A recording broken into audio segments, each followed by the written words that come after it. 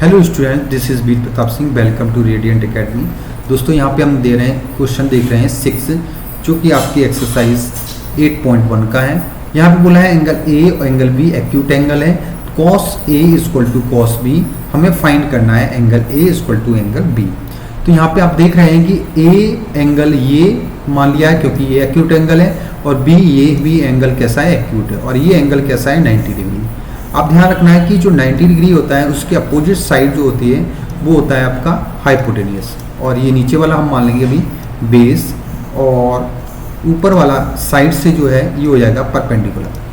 अब साइन पहले में दिया है कॉस ए और कॉस बी आपस में इक्वल हैं, तो हमें ये प्रूफ करके बताओ कि एंगल ए और एंगल बी आपस में कैसे हैं, इक्वल है। एंगल ए कौन सा है, आपका ये एंगल है, और एंगल बी आपका ये दोनों एंगल आपस में कैसे हैं, इक्वल है। तो हम यहाँ पे देखेंगे कि cos A equal to cos B. अच्छा, कॉस का फॉर्मूला क्या होता है वो आपको ध्यान रखना है।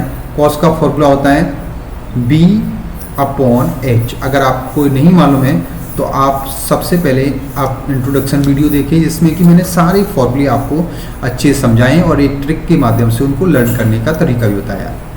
फॉर्मूला कॉस बी का भी यही फॉर्मूला होगा, कौन सा, बी अपॉन एच। लेकिन आप ध्यान ये रखना है कि यहाँ पे क्या है, आपका ए है, तो आप ए एंगल आपका ये रहा, और ये आपका बेस क्या बनेगा, आपका बेस बनेगा सी ए होगा आपका बेस। तो हम लिखेंगे सी ए। एच फोर हाइपोटेनिस, ये हाइपोटेनिस बताया था कि जो होगा वो ए बी होगा। हाइपोटेनिस कभी चेंज नहीं होता है, तो ये ए बी का ए बी ही रहेगा इक्वल टू। अब ध्यान ये देना है कि इसमें क्या दिया है, कॉस बी दिया है, और कॉस बी कहाँ है आपका, ये ऊपर है। तो अब जो बेस बनेगा वो आपका बेस ये बनेगा। ध्यान रखना है जो एंगल बी है उसी की एडजेसेंट साइड जो होगी वो हमेशा बेस होगी। जैसे यहाँ पे कॉस ए था तो ये एंगल ए का जो एडजेसेंट थी ये नीचे वाली साइड ये बेस माना गया था। अब कॉस बी में जो बेस माना जाएगा वो बी ये एंगल है, इसका ये साइड जो होगी बेस होगी। ये साइड का नाम है बी सी। तो हम यहाँ पे लिख सकते हैं B C upon H. H hypotenuse change नहीं होगा, वो वही रहेगा ए बी। तो यहाँ पे आप देख रहे होगे कि ये ए बी और ये बी, ए बी से ए बी आप क्रॉस कर सकते हैं। ये ए बी से ए बी कट जाएगा, अपना बचेगा सी ए लिख लो या ए सी लिख लो, बात की है सी ए इक्वल टू बी सी। हमें ये मालूम पड़ेगा कि सी ए इक्वल टू क्या है, बी सी ए। अब सी ए कौन सी साइड है, ये साइड सी ए की है, और ये साइड कौन सी है, बी सी की है।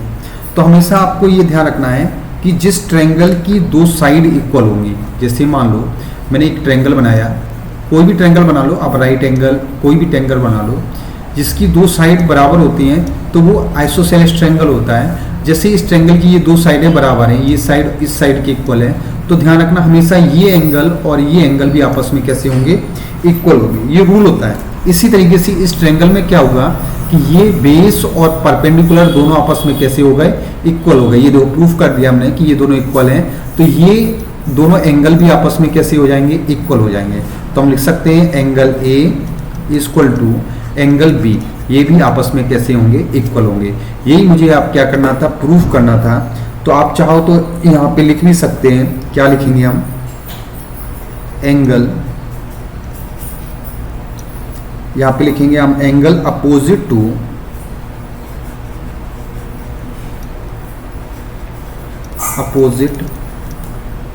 Angle opposite to equal side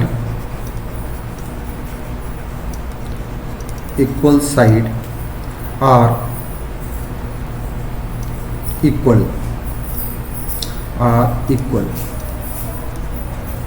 जो होता है वो क्या होता है, आइसोसेलेस ट्रायंगल होगा। आप कुछ मत करना, इस चीज़ को आप एक ब्रैकेट में लिख देना, जिससे क्या है कि एग्जामिनर आपको पूरे में पूरे नंबर देगा। इस तरीके से ये क्वेश्चन में अगर कोई भी डाउट है आप कमेंट करें, इसको हम और अच्छे से आपको एक्सप्लेन कर सकते हैं।